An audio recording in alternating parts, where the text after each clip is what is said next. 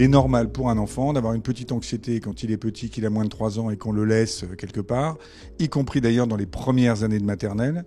Il est normal pour un adolescent d'avoir une anxiété de performance, si elle est modérée. Ce qui va faire la différence entre une anxiété normale ou une anxiété pathologique, c'est le retentissement.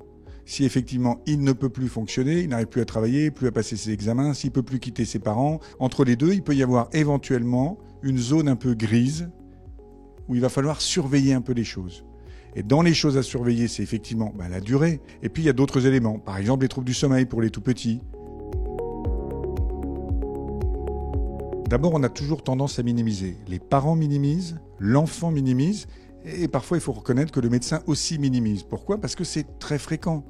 Ça touche probablement 15% des enfants et des adolescents. Première chose à faire pour le médecin, c'est de reconnaître qu'il s'agit d'un trouble psychiatrique. Et puis ensuite, on peut utiliser quelques petites méthodes. Parmi ces méthodes, donc, décrypter un peu avec lui les différents types d'anxiété qu'il peut avoir dans différents types de situations, parce que ça va l'aider à essayer de réaliser. Ne pas le culpabiliser et encore moins lui dire « non mais ça va passer, si je te pousse un peu, ça va fonctionner ». C'est irrationnel l'anxiété. Et il a raison, il ne peut pas faire autrement.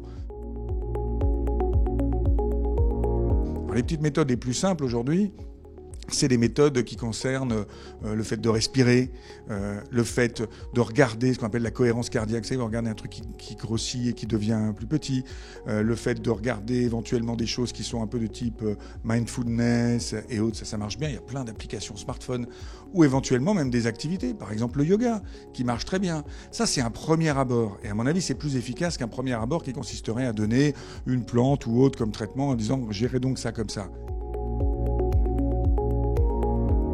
Il n'y a pas de place pour les traitements en toute première intention devant toute anxiété. Ça, c'est une certitude. Mais pour les anxiétés qui résistent ou dont le retentissement est déjà très important, pensons à un trouble obsessionnel compulsif avec quelqu'un qui éventuellement mettrait 3 ou 4 heures pour sortir de chez lui et ne pourrait plus aller à l'école. Là, on ne va pas tergiverser pendant des heures.